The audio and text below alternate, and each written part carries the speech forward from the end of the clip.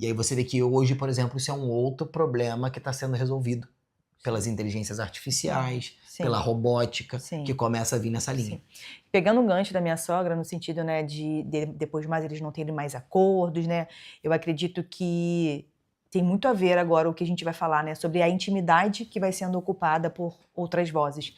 Quando não existe mais uma amizade dentro do relacionamento, ele vai de alguma forma enfraquecer, né? As conversas vão diminuir, foi o que aconteceu, né, com ela depois de um determinado tempo, depois, até mesmo quando ele parou de beber. Perceba que já não existia mais uma intimidade, não existia mais uma conversa, não tinha mais ali sentido em algumas situações. E, obviamente, né, não tivemos a oportunidade de conversar sobre isso, mas fica muito claro de que outras vozes começaram a ocupar um espaço, né, que deveria ser protegido.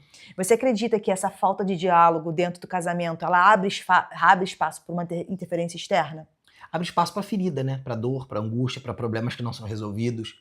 O problema que você não resolve é problema que vai se multiplicando. Então, para mim, existem muitas vozes. Existem as vozes externas e existem as vozes das dores, das feridas do processo pela ausência de conversa. Porque às vezes você criou algo na sua cabeça de que não condiz com a realidade. Sim. Então, no caso, por exemplo, não somente dos meus pais, mas de outras coisas que eu percebo, é que quando a gente vai perdendo essa conexão, é porque a gente está alimentando e favorecendo o que está nos distanciando. Sim. E normalmente são pressupostos. Sim. Quando você não resolve a dor, você não resolve o problema, e é muito, muito perigoso, porque às vezes um chega para poder resolver e o outro faz pouco caso daquilo. Sim. E aqui é o problema. Porque talvez aquilo que é pequeno para você é muito grande para o outro. E a gente não conseguir amar o ser humano em sua completude, no interesse do outro. Sim. Olha, isso para mim não tem importância nenhuma.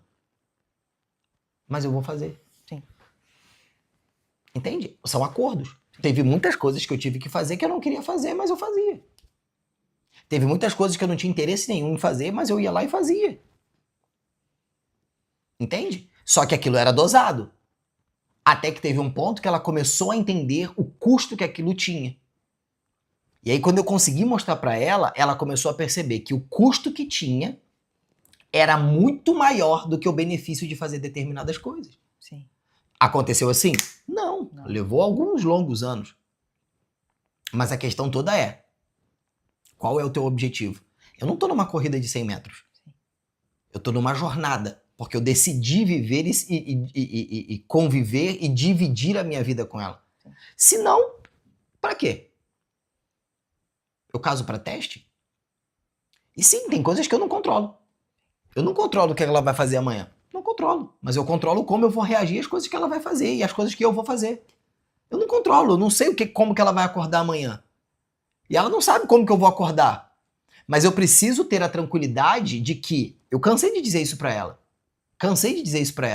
Falei, olha, hoje, em alguns momentos caóticos da nossa vida, eu dizia assim, olha, hoje,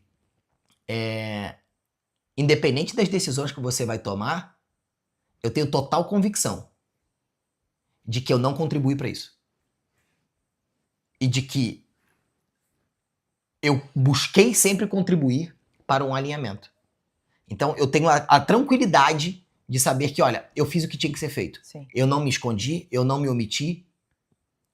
Eu busquei fazer, eu busquei conversar, eu busquei entender, talvez de formas erradas, mas se você tivesse entendido a mesma função e o mesmo objetivo, a gente não estaria vivendo isso daqui. Mas é isso. Então a gente precisa começar a ter esse entendimento. Se você não entender o valor das coisas, eu falo isso todos os dias com os nossos filhos, né? Sim. Falei assim, a partir do momento que você não entende o valor das coisas, você trata aquilo de qualquer jeito. Sim. Sim. Então perceba que, né, quando a gente está falando dessas situações, dessas vozes, não é falta de amor, não é falta de vontade, é que aos poucos, né, sem perceber, as conversas elas vão migrando para fora, né? Você permite com que o silêncio vai ocupando espaço que deveria ser só de vocês dois. E a questão agora não é mais a gente entender por que isso acontece, mas é entender o que fazer quando você reconhece que isso está acontecendo com você. Existe a possibilidade da gente reverter isso. E às vezes são coisas simples, como, por exemplo, voltar a conversar antes de buscar uma resposta fora. É você entender que primeira conversa precisa estar dentro de casa. Não porque as outras pessoas estão erradas, mas porque a aliança que você tem merece estar em primeiro lugar. Como nós falamos o vídeo inteiro, se a gente tem um problema um com o outro, a gente precisa sentar e conversar um com o outro. Por mais difícil que seja, por mais fechado que a pessoa esteja, a pergunta é: como eu posso fazer para que a pessoa que está do meu lado ouça aquilo que eu tenho a dizer? Mas antes também reflita se você não está sendo causador daquilo, né? E eu tenho um desafio prático e muito simples que eu acho que é importante para as pessoas: tira um momento da semana, sem celular, sem nenhum tipo de distração, né? Mas para conversar, para vocês não tratar o relacionamento como um negócio, mas falar sobre vocês. A gente deu até uma dica, falamos sobre isso, né? Sobre voltar a sonhar junto, poder ter esse momento de intimidade um com o outro, de restabelecer essa conexão de conversa, né? Eu lembro que teve uma época que a gente tinha quase que um ritual, lembra? Sim. A gente tinha um ritual. Sim. Tinha um determinado horário que parava tudo. A gente trabalhava junto e ficava um do lado sem telefone, sem nada. E ficava conversando e tal, ficava falando, batendo papo. A gente começava... A gente não falava de trabalho, não falava de criança. A gente só ficava com a gente, só nós. Assim, depois a gente fazia com as crianças. Sim. Né? Sim. Por exemplo, cada um ia ter um momento ali. Eu acho que a grande questão para começar, de certa forma, a buscar solucionar isso é, número 1, eu preciso entender o que eu tô fazendo aqui. Sim.